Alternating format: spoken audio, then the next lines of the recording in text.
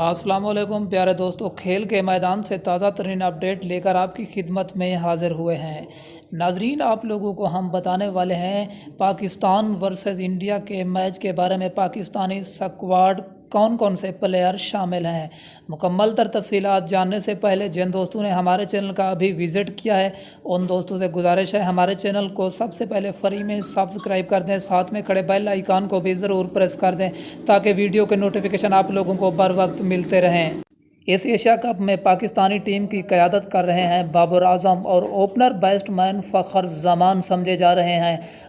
One down पे बाबर आजम खुद batting करने आएंगे। नाजरीन, ये मैच पाकिस्तानी वक्त के मुताबिक 6 बजे लाइव कास्ट किया जाएगा।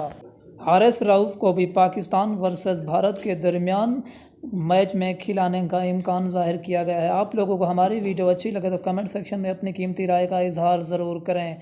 Thanks for watching my video.